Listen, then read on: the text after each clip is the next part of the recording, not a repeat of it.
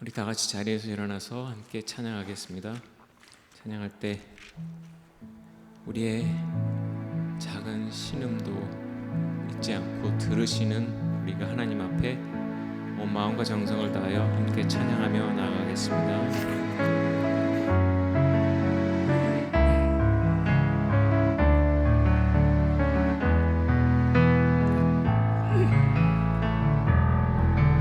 날이 저물어 갈 때 빈들에서 걸을 때 그때가 하나님의 때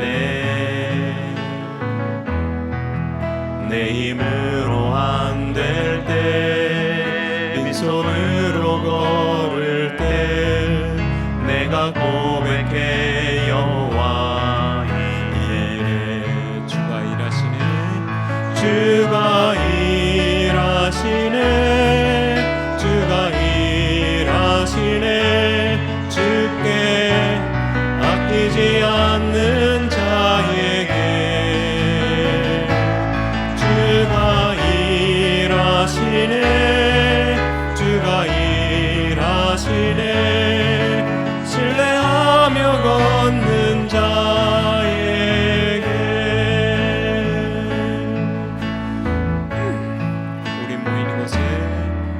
우리 모인 이곳에 주님 함께 계시네 누리네 아버지 은혜 적은 떡과 물고기 내 모든 걸 드릴 때 내가 고백해 여호와 이래 주가 일하시네 주가 일하시네 주께 아끼지 않는 자에게 주가 일하시네 주가 일하시네 신뢰하며 걷는 자에게 주가 일하시네 주가 일하시네 주가 일하시네 주께 아끼지 않는 자에게 주가 일하시네 주가 일하시네 신뢰하며 걷는 자에게 신뢰하며 걷는 자에게 나의 기도하는 것보다 더욱 응답하실 하나님 나의 생각하는 것보다 이루시는 하나님 우리 가운데 역사하신 능력대로 우리들의 간구함을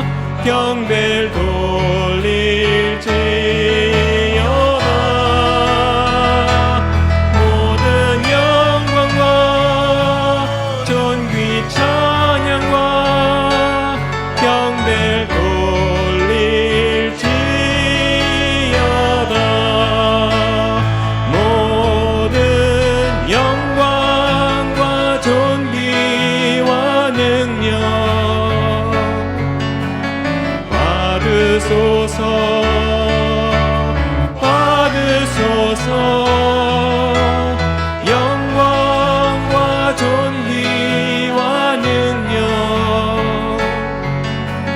받으소서.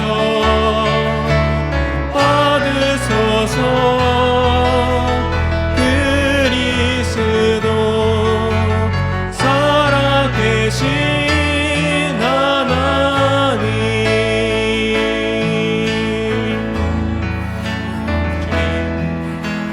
주님 큰 영광 받으소서. 홀로 찬양 받으소서. 모든 이름 위에 뛰어난 그 이름, 온 땅과 하늘이 다 찬양해. 겸손하게 우리 무릎 꿇고 주 이름 앞에 영광 돌리세. 모두 절하세. 독생자 예수 주님께 찬양 드리리. 모든 영광과 존귀와 능력 받으소서.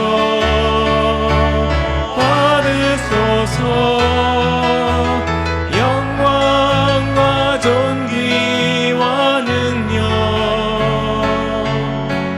받으소서.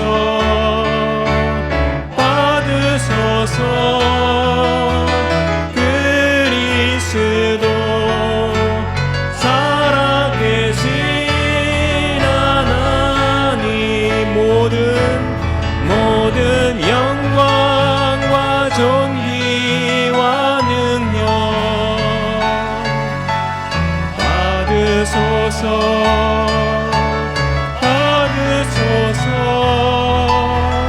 영광과 존귀와 능력 받으소서.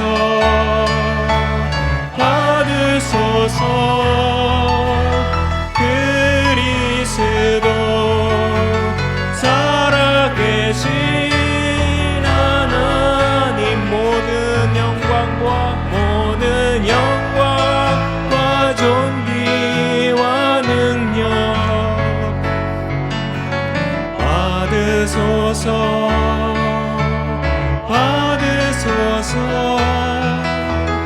영광과 존귀와 능력 받으소서.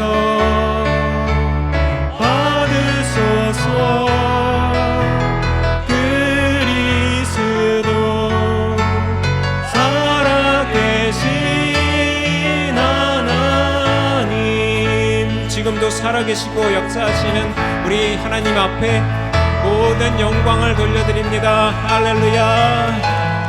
모든 영광과 존귀와 능력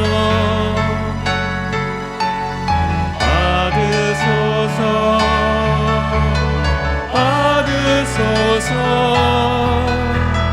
영광과 존귀와 능력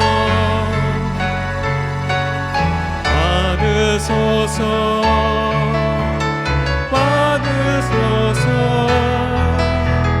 그리스도 살아계신 하나님.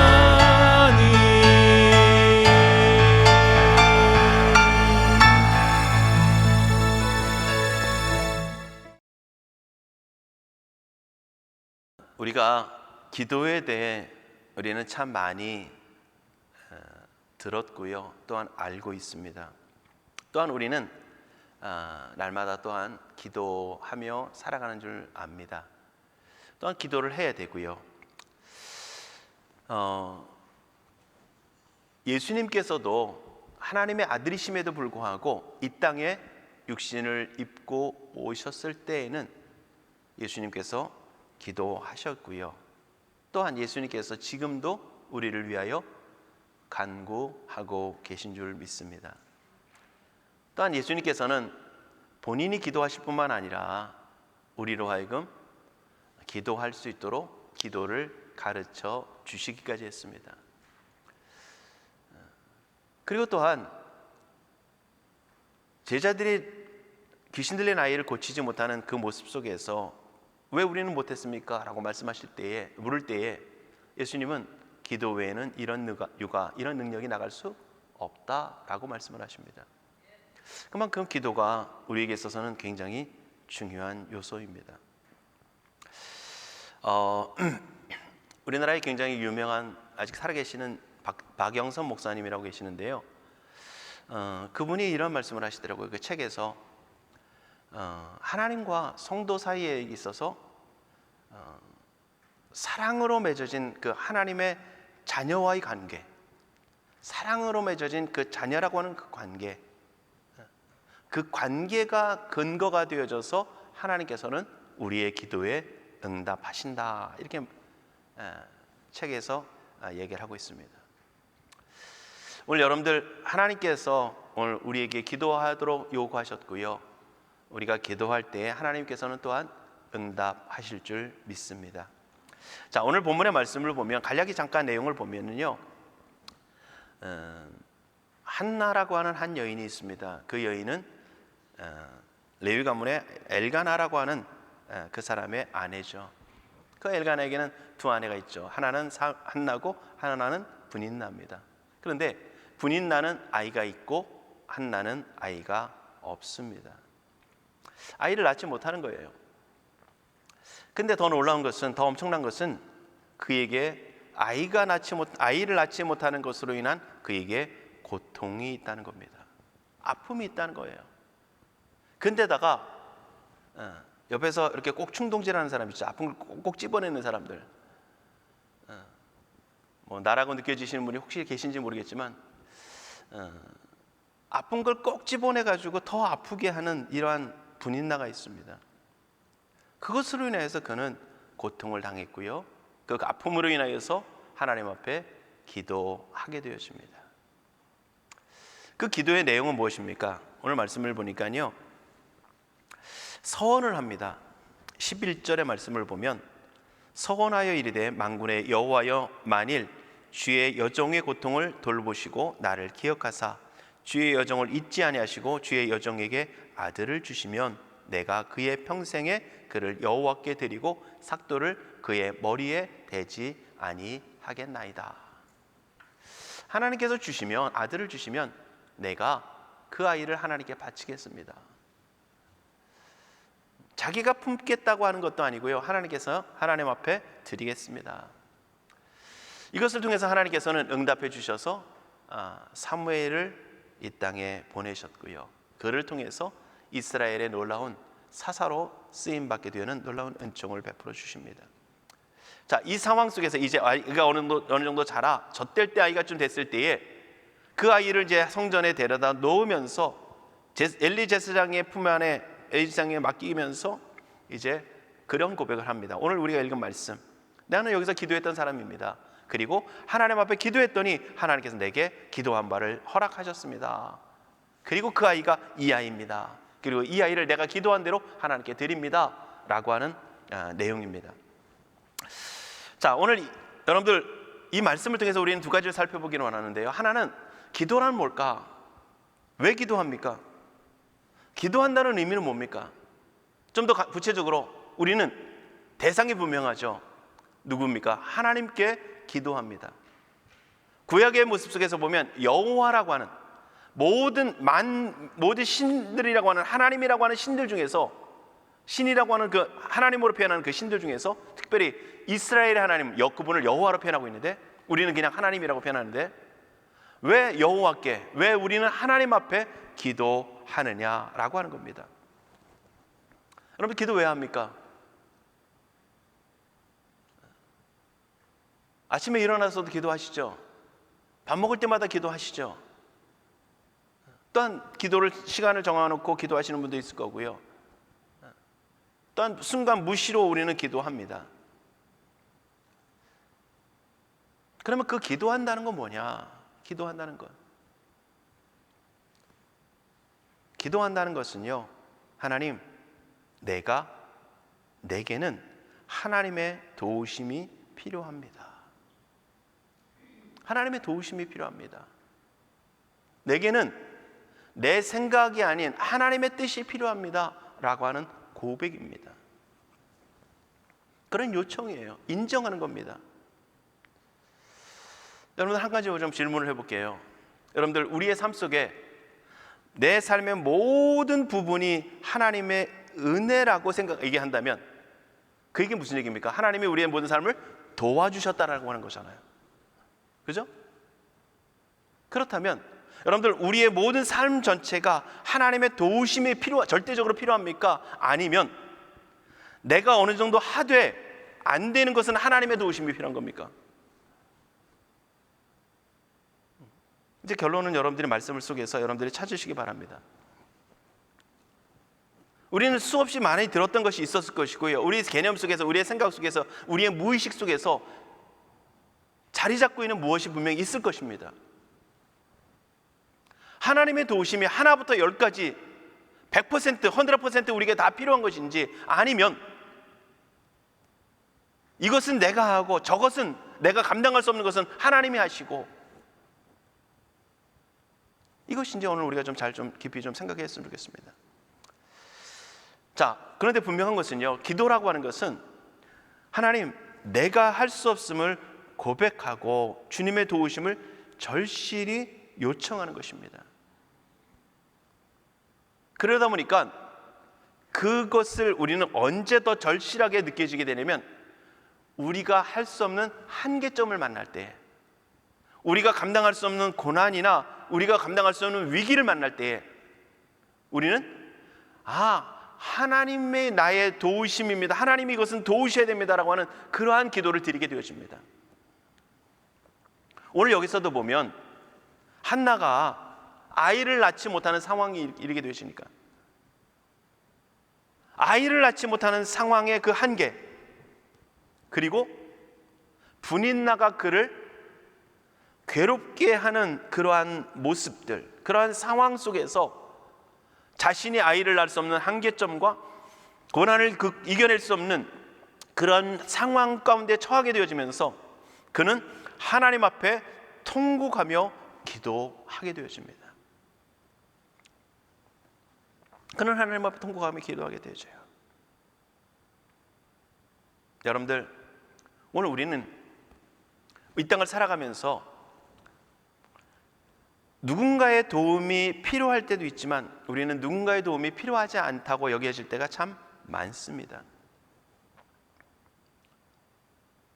물론 어떤 사람은 지금 병원에서 산소호흡기를 껴야만 숨을 쉴 수 있는 사람도 있지만 우리는 그러한 도움이 필요하지 않습니다.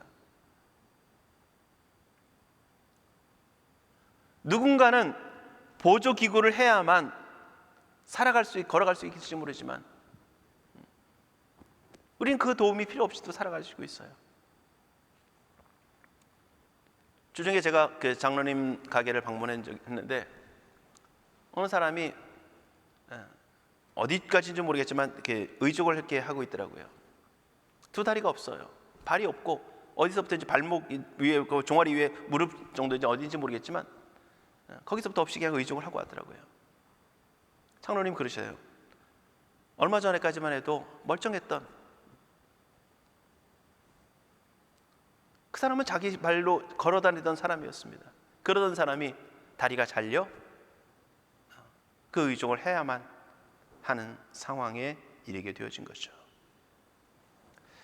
오늘 우리는 우리의 삶 속에서 누가 도와주지 않아도 숨을 쉴 수 있고 걸어갈 수 있고 운전하고 있고 먹고 마시며 하루하루를 살아가고 있고요. 내가 원하고 바라는 것들을 많은 부분 속에서 내 힘과 내 능력으로 우리는 할 수 있다라고 우리는 생각하며 살아갑니다. 한번 생각을 해보세요. 누구의 도움이 필요한 것과 도움이 필요 없이 내가 살아갈 수 있는 것, 어떤 게 더 많은지. 아마 대부분은 일반적이라면 우리는 누군가의 도움이 필요하지 않은 것이 더 많을 것입니다. 근데 보세요. 공동체 사회라고 하는 것은요, 내가 내 돈을 가지고 물건을 사는 거지만 물건을 제공하는 사람이 있기에 내가 살 수 있는 거예요. 그러니까 엄밀한 의미 속에서 보면 나 혼자서는 우리는 지금 살아갈 수 없는 시대를 살아가고 있는 거예요. 예전에는 어땠습니까? 아주 오래전에는 내가 스스로 음식도 농사를 지어야 되고 거기서 나는 것들을 얻어서 거기서 살아가게 되어지고요. 내가 옷도 내 신발도 다 만들어서 신던 시대가 있었죠. 그러다가 어떻게 됩니까? 물물 교환으로 하기 시작하고 물질이 생겨지고 그러면서 서로 상대가 만든 것들을 상대가 더 남는 것들을 우리가 공급받게 되어지는 이러한 사회를 우리는 살아가게 되어집니다. 근데 우리는 그것의 필요성 자체를 인식하지 못하며 살아갈 때가 많다는 겁니다. 그냥 내가 돈 벌어서 내가 사는 것처럼, 그러니까 내가 하는 것처럼 우리는 여겨질 때가 많이 있다는 거죠. 그러다가 오늘 한나처럼 한계 상황을 만나게 되어질 때에 자신의 힘과 능력으로 감당할 수 없고 자신의 마음의 괴로움을 어떻게 감당할 수 없는 그 한계 상황을 만나게 되어지니까 거기서 하나님을 향해 절실한 기도가 나오게 되어진 것입니다.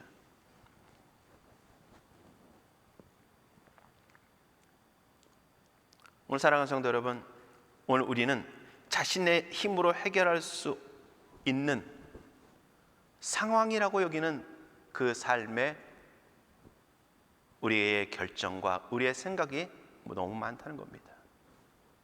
분명 누군가의 도움을 받고 있음에도 불구하고 우리 스스로는 누군가의 도움을 받지 않고 살아가고 있는 것처럼 우리는 느끼며 살아가고 있는 것입니다.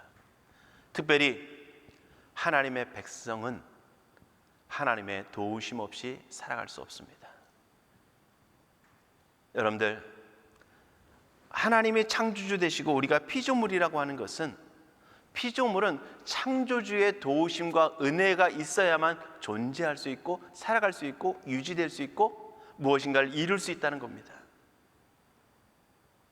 우리가 창세기를 1장을 읽으면서 태초에 하나님이 천지를 창조하시니라 라고 고백한다는 것은, 그것을 읽는 것은, 그걸 믿음으로 받아들인다는 것은 하나님이 나의 주인 되시며 나의 시작의 근원이십니다 라고 하는 고백이고요. 그리고 그 고백과 함께 내 모든 삶의 순간순간이 하나님의 은혜가 있어야만 살아가는 존재라고 하는 그러한 고백인 것입니다. 오늘 저도 이 말씀을 준비하면서 설교를 준비하기 위해서 이 말씀, 오늘 27절 한 절만도 굉장히 많이 여러 번 묵상을 했어요. 그리고 1장과 2장을 여러 번 반복해서 읽었습니다.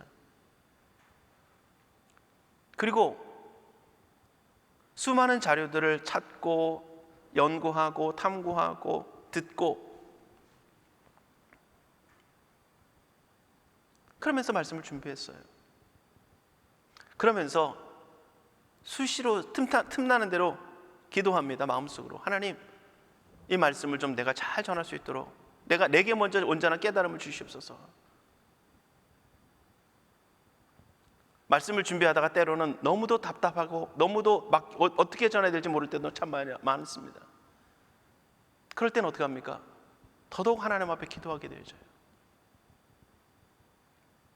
하나님 도와주세요.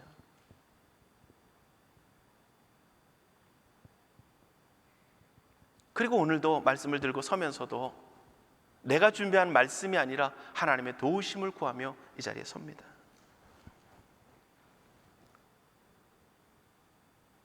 제게 필요한 것은 이 원고가 아니고요, 그동안 일주일 동안 준비했던 그 시간들이 아니고, 그 노력이 아니고, 그 노력을 온전케 하시는 하나님의 은혜가 필요한 것입니다.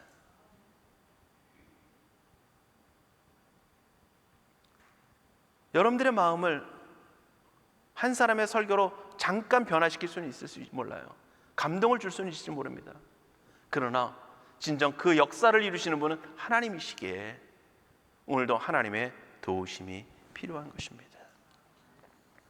이거를 우리는 날마다 인정할 수 있어야 됩니다.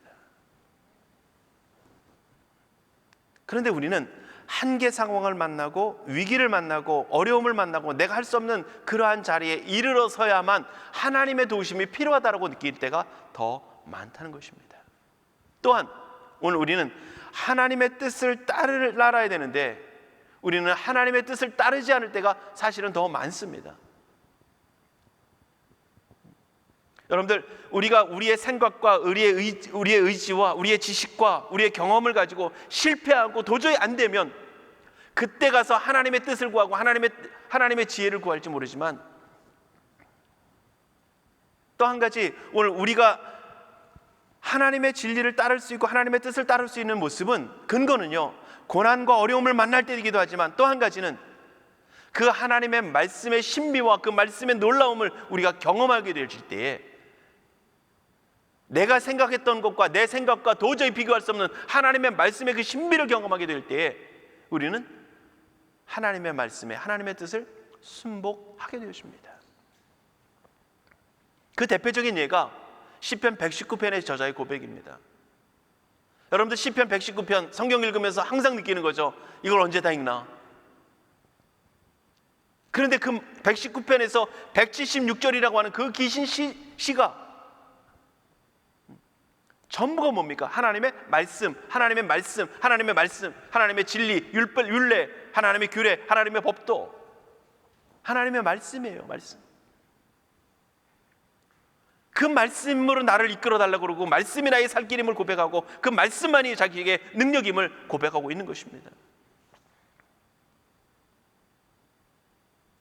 어떤 상황 속에서는 정확히 알 수 없지만, 자, 어쨌든 인생은 기도가 하나님의 도우심이 절대로 필요하다는 그 믿음의 고백인데, 그런데 우리는 그 고백을 날마다 드리기보다는 우리가 위기를 만나고 한계를 만나고 어려움을 만나고 내 생각과 내 판단이 온전지 못할 때가 가서야, 그때서야 비로소 하나님 앞에 절실해지는 것이 바로 인생의 모습입니다. 그러다 보니까 인생의 고난이 주어질 때가 유익인 거예요. 왜? 그 고난을 통해서 나의 한계점을 느끼기 때문에. 그러면서 피조물과 하나님과의 관계를 그때서야 좀 인식하며 나갈 수 있기 때문인 것입니다. 그러나 또 한 가지 필요한 것은 하나님의 말씀의 그 위엄과 능력을 경험할 때라는 것입니다. 자, 얼마 전에 며칠 전에 이제 이 세상을 떠나서 하나님의 부르심을 받은 팀 켈러라고 하는 목사님이 있습니다. 그 목사님이 그런 고백을 하더라고요. 본인이 이제 암에 걸리고 전이가 되어서 또다시 고통을 당하고 어려움을 당할 때 이런 고백을 합니다. 뭐라고 고백하냐면, 나의 기도는 이 항암 치료를 받으면서 더 간절해졌습니다. 치료를 받고 있지만 그 위기의 상황 속에서 그가 더 기도가 간절해졌습니다. 그러면서 고백하는 것은, 나를 지탱하는 것은 오직 하나님의 말씀뿐입니다. 이런 고백을 합니다. 항암 치료를 받으면서 기도는 더욱 간절해졌고, 그 길을 지탱할 수 있는 것은 오직 하나님의 말씀뿐입니다 라고 하는 고백을 합니다. 그러면서 하는 고백이 뭐냐면, 나와 내 아내는 제가 암을 겪기 이전의 기도의 생활과 영적인 삶으로 돌아가고 싶지 않습니다. 굉장히 유명한 목사님이고, 책을 읽어보면 그분의 깨달음은 참 놀라운 것을 우리는 발견하게 됩니다. 그런데 그가 그 항암 치료를 받으면서 고난을 받으면서 겪기 전에, 그 고난이 있기 전에 그 모습으로 다시 돌아가고 싶지 않다. 왜? 그 고난을 통해서 그 목사님이 더 많은 것을 깨닫고 하나님 앞에 더 간절해졌다라고 고백하고 있는 것입니다. 그러면서 하는 말이 뭐냐면, 시편 90편 14절의 말씀, 아침의 주의 인자로 우리를 만족해 하사 우리 평생에 즐겁고 기쁘게 하소서라고 하는 그 말씀이 내게 실제가 됐습니다. 아침의 주의 인자로 우리를 만족해 하사 우리 평생에 즐겁고 기쁘게 하소서. 몸은 괴로워요. 항암 치료를 받으면서 지칩니다. 항암 치료 받으시는 분을 보면 얼마나 우리가 잘 아시죠? 너무도 힘들어하고 고통스러워합니다. 그런데 그가 고백하는 겁니다. 아침의 주의 인자로 우리를 뭐 한다고요? 만족해 하시고 우리의 평생에 즐겁고 기쁘게 하소서라고 하는 그 고백이 실제가 됐다는 거예요. 실제가. 결국 여러분들, 우리에게 주어지는 이 고난이라고 하는 것은 하나님 앞에 기도를 기도되게 할 수 있는 자리로 이끌어 가고 있다는 것입니다. 자, 또 한 가지는 굉장히 중요한 우리 포인트를 한 가지 우리가 좀 함께 나누려고 합니다. 그건 뭐냐면 하나님의 응답을 통해서 하나님을 경험한 자의 고백입니다. 하나님의 응답하심을 통해서 하나님을 경험한 자의 기도라고 하는 거예요. 여러분들 성경을 갖고 계신 분들은 다 2장을 좀 펼쳐 놓으시기 바랍니다. 1장에서 한나가 기도를 합니다. 하나님, 얘기를 하죠. 엘리에게 제사장에 가서 내가 하나님 앞에 기도했는데 하나님께서 내게 기도를 응답해 주셔서 허락하셔서 내게 이 아이를 주셨습니다 라고 고백합니다. 여러분들 보세요. 한나가 기도해서 얻은 것이 뭡니까? 한나가 기도해서 얻은 것, 표면적으로는 사무엘이에요. 아들입니다. 겉으로 드러나는 모습은 그에게 있어서는 낳지 못하던 아들 사무엘을 그는 낳습니다. 오늘 여러분들 우리의 삶 속에서 보면 내가 하나님께 내 삶의 어려운 문제를 놓고 기도했더니 하나님께서 내 기도에 응답하셔서 문제가 해결됐다. 아멘들 한 분도 안 하시네요. 뭐 이런 얘기 우리는 수없이 얘기했고 많이 들어왔습니다. 그런데 한나의 기도는요, 한나의 고백은, 한나의 기도의 응답은 기도와 응답을 통해서 더 놀라운 것을 경험하고 있다는 겁니다. 단지 내가 이 아이를 얻었습니다라고 1장만 끝났으면 우리는 그렇게 이해했을 것입니다. 1장에서 끝났으면, 그리고 다시 그 다음부터 사무엘의 삶을 이야기했다면 우리는 한나가 좀 전에 얘기한 것처럼 하나님 앞에 기도했더니 사무엘 얻었구나, 오늘도 우리도 기도하면 사무엘과 같은 응답이 있구나, 이렇게 끝날 것입니다. 그런데 2장의 한나의 찬양과 같은 기도의 고백을 통해서 보면요, 더 놀라운, 더 깊은, 사무엘만이 아닌 그 응답, 하나님의 기도함과 응답을 통해서 그가 얻게 된 아주 놀라운 믿음의 고백이 그 안에 있음을 우리는 곧 발견할 수 있게 되었습니다. 그러니까 여러분들, 우리가 발견해야 할 것은요, 기도했더니 주어졌더라가 아니라 기도했더니 응답하시는 그 하나님의 역사하심을 통해서 우리는 더 온전한 하나님을 발견하는 깨달음이 오늘 우리 안에 있어야 할 것이라는 겁니다.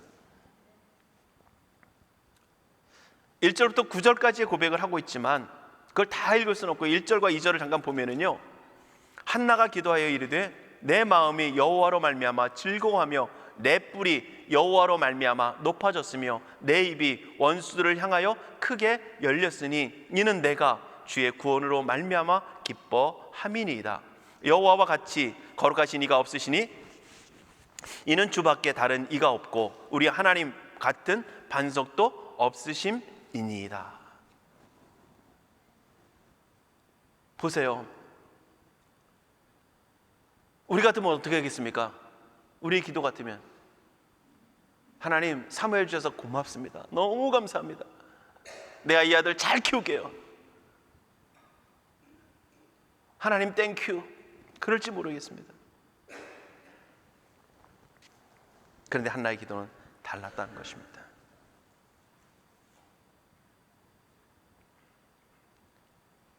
한나의 기도는 달랐어요.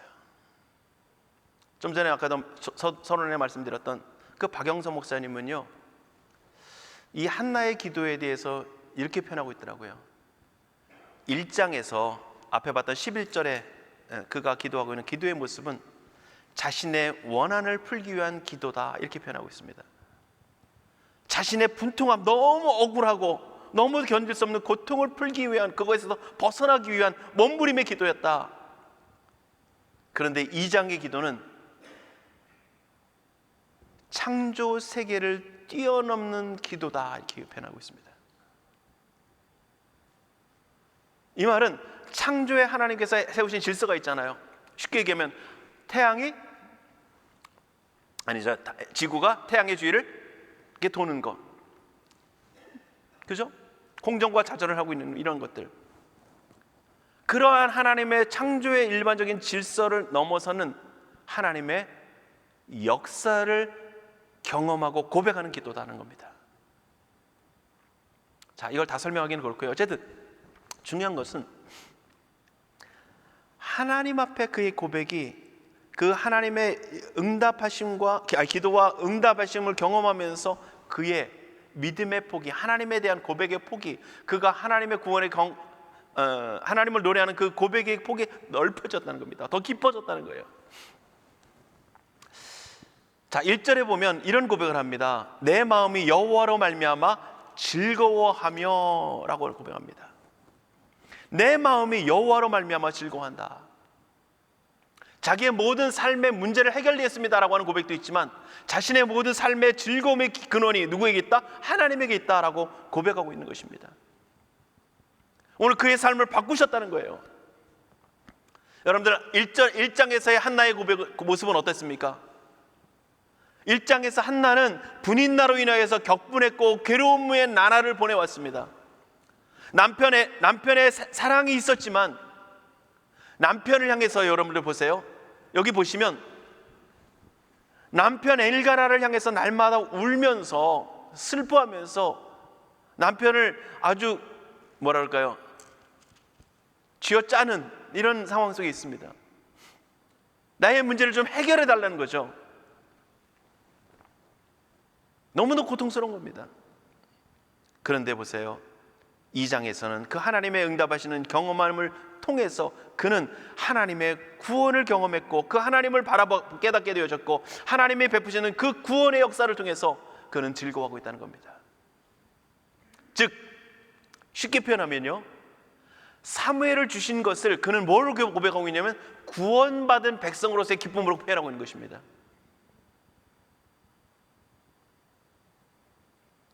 여러분들, 오늘 우리의 삶 속에서 우리가 기도한 삶의 모습 속에서 하나님이 응답하시는 그 고백을 한나는 뭐라고 고백하고 있냐면 하나님이 베푸신 구원의 기쁨과 비교하고 있는 거예요. 여러분들, 구원의 기쁨 어떤 건지 아시죠? 너무도 즐겁고 기뻐서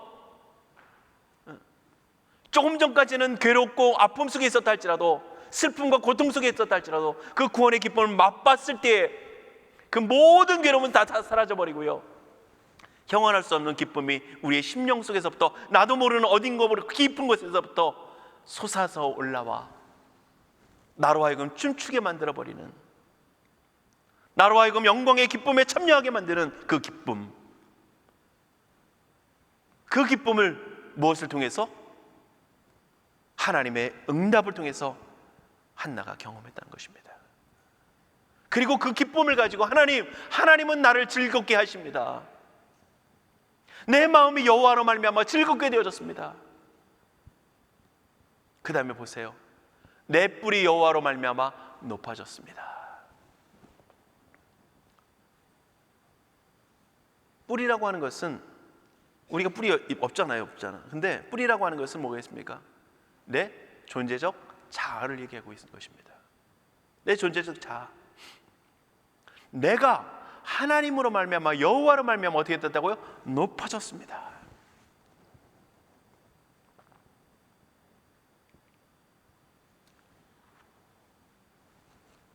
자,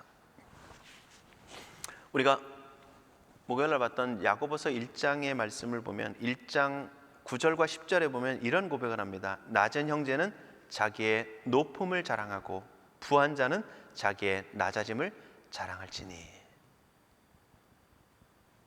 야고보 1장 9절에서는 낮은 형제는 자기의 높음을 자랑하고 부한 자는 자기의 낮아짐을 자랑해라. 어떻게 보면 이해가 안 되는 말씀일 수 있습니다.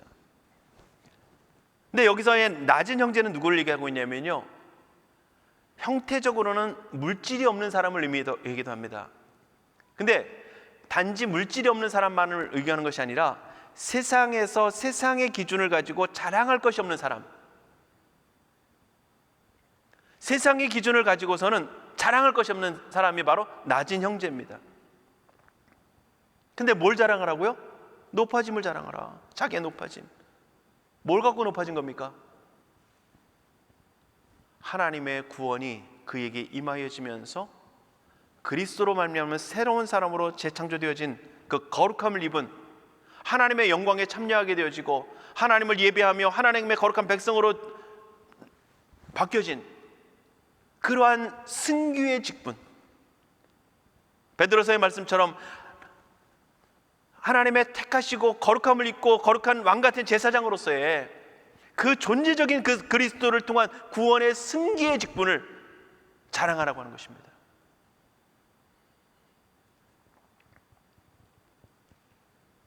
결국 무엇을 얘기하는 겁니까? 예수 그리스도로 말미암는 우리 안에 이루어진 새로운 변화. 그러면 그 뒤에 말씀하고 있는 부한 자는, 세상에 자랑할 것이 많은 사람은 자기의 낮아짐을 자랑했지니. 뭐 하는 겁니까? 마태복음에서 말씀하고 있는 것처럼 심령이 가난하게 된 사람, 심령이 가난하게 된 자신의 존재, 그런 것을 인해서 내 심령이 가난함을 통해서 그리스도의 앞에 낮은 형제가 존귀함을 얻은 것 같은 그러한 자리에 이르게 되어진 동일한 얘기인 거예요. 그러니까 그렇게 자신의 낮아진 것을 자랑하는 모습입니다. 결국 무슨 얘기입니까? 높아진 자나 낮은 자나 다 자기 자랑하지 말라는 얘기입니다. 그리스도를 자랑하라는 거예요. 하나님의 구원을 자랑하라고 하는 겁니다. 그것이 우리의 존재의 가치라고 하는 것입니다. 그것처럼 오늘 하나님께서 내 뿔을 여호와로 말미암아 내 뿔이 높아졌습니다 라고 하는 고백은, 나는 자랑할 것이 없는, 아이를 낳지 못해서 사람들 부인 나에게 조롱을 받고 격분할 수밖에 없는 그러한 연약한 자리에 있었는데 하나님의 구원과 같은 그 손길이 내게 임하여지면서 나는 이 세상이 부럽지 않은 존재로 하나님이 나를 바꾸셨습니다.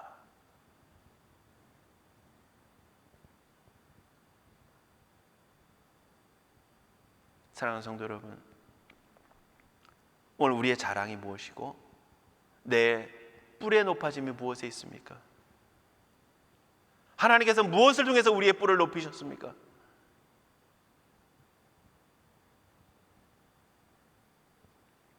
낳지 못하던 아들을 낳게 함을 통해서요? 물론 그것도 있지만 그것을 통해서 그가 경험한 것은 하나님의 구원의 가치를 경험한 거예요. 하나님의 구원의 기쁨을, 구원자 되시는 하나님을 그 기도와 응답을 통해서 그는 경험하게 되어진 것입니다. 그렇기 때문에 하나님께서 내가 기도했더니 사무엘 주셨습니다, 이 아들이 그 아들입니다, 거기서 끝나지 않고 그러면서 하나님의 역사를, 하나님이 나를 높이셨음을, 그 구원의 기쁨을 주셨음을 그는 이 2장을 통해서 고백하고 있는 것입니다. 근데 보세요, 이 기도는요 한나 자신의 기쁨에서 멈추지 않습니다.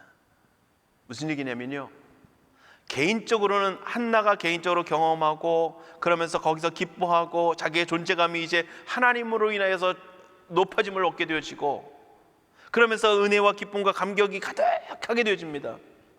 그런데 하나님께서 여기서 말씀하시려고 하는 것은, 하나님께서 이 한 가정에, 아니 한 여인의 아픔을 돌보시고 그가 가능할 수 없었던 그 삶을 바꾸셔서 그의 눈물을 구원의 기쁨으로 바꾸시는 것처럼 그러한 역사를 누구에게? 하나님의 백성들에게 이루시겠다는 하나님의 선포이며 메시지인 것입니다.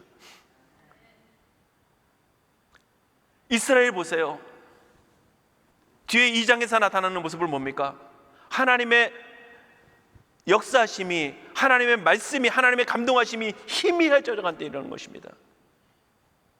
점점 하나님의 역사하심이 희미해져가는 그 세대, 사사시대의 끝부분,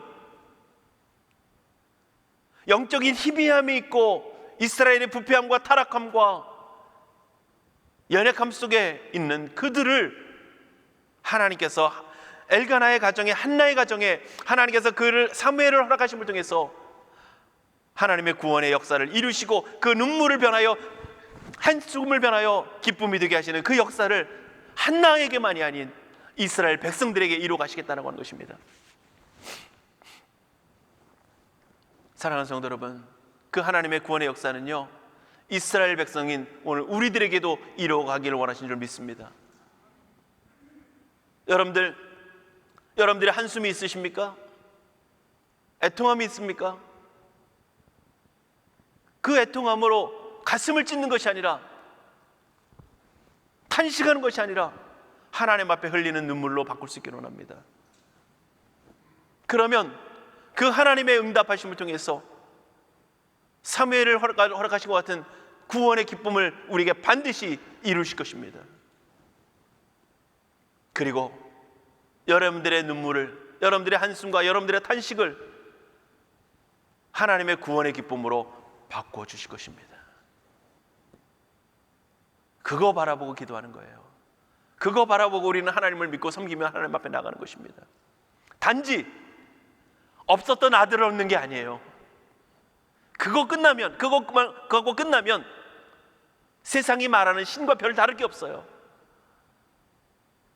내가 원하는 것, 지성을 들였더니, 기도했더니 되어졌더라. 세상이 말하는 세상의 경교와 별 다를 게 없다는 것입니다. 그것을 통해서 하나님이 우리의 창조주 되시고 우리의 모든 삶의 주관자 되시고, 우리는 하나님의 은혜가 필요한데 그 은혜를 하나님께서 돌보시고 우리에게 구원을 베푸시고 우리에게 만족해 하시는 은총을 베푸신다는 그 사실을 우리로 하여금 깨닫고 고백하게 하신 것입니다. 그게 기도예요. 그게 신앙입니다. 그게 믿음입니다.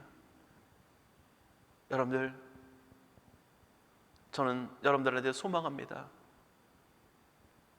제발 좀 기독교의 신앙을 얄팍한 신앙으로 바꾸지 마세요. 하나님을 종이장 뒤집는 것 같은 아주 얄팍한 하나님으로 변질시키지 마시기 바랍니다. 절대 하나님은 그런 분은 아니십니다. 세상과 비교할 수 없는, 세상의 다른 어떤 것과도, 아니 세상의 어떤 지식과 지혜를 가지고도 하나님을 알 수 없는 그분이 하나님이시고, 우리가 형언할 수 없는 놀라운 은혜와 사랑을 베푸시는 분이 바로 하나님이십니다. 세상이 이해할 수 없는 그 십자가의 방법으로 우리에게 사랑을 베푸시고 자기 아들을 내어주심을 통해서 자신의 사랑을 완성시키시는 그 하나님,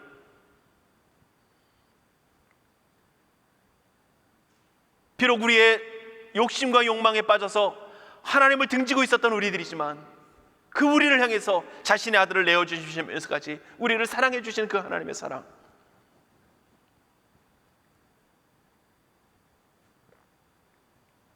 그것을 가지고 왜, 그러한 하나님의 사랑을 왜 내 문제만 해결되어지는 하나님처럼 바꿔버리는, 그리고 거기서 머물러 버리는, 한나가 거기서 머물지 않았다는 거예요. 1장에서 끝나고 2장이 없었다면, 2장 10절까지 11절까지의 말씀이 없었다면 우리는 하나님에 대해서 오해할 것입니다. 그러나 한나는 거기서 끝나지 않았다는 것입니다. 1장 27절에 고백하는 것처럼 하나님께 내가 기도했더니 기도한 바를 여호와께서 허락하셨습니다. 물론 여기에도 깊은 고백이 있습니다. 그런데 그 고백은 무엇으로? 2장을 통해서 반드시 나타나야 한다는 것입니다. 여러분들, 하나님의 은혜를 경험한 경험들이 여러분들에게 있을 줄 압니다. 그러면 그 고백을 통해서, 그 경험을 통해서 여러분들의 변화된 믿음의 고백은 무엇이고, 여러분들의 삶 속에서 나타나는 그 구원의 기쁨과 감격은 무엇입니까? 단지 아들을 얻은 것, 문제 해결되어진 것, 더 좋은 삶이 이루어진 것, 거기서 멈췄다면 이제 2장에서 드리고 있는 한나의 기도의 자리까지 우리 모두가 나갈 수 있기를 원합니다. 그래서 진정 여러분들의 삶의 한숨을 하나님 안에서의 참된 삶의 모습들로 바꾸시는, 하나님이 주시려고 하는 참된 인생으로서는 누릴 수도 없고 경험할 수도 없고 깨달을 수도 없는 그 하나님의 기쁨의 사랑의 자리에 여러분들이 동참할 수 있는 그래서 한나와 같은 고백이 오늘 저와 우리 모두에게 충만하게 나타나는 그러한 은혜가 있기를 주님의 이름으로 축복합니다.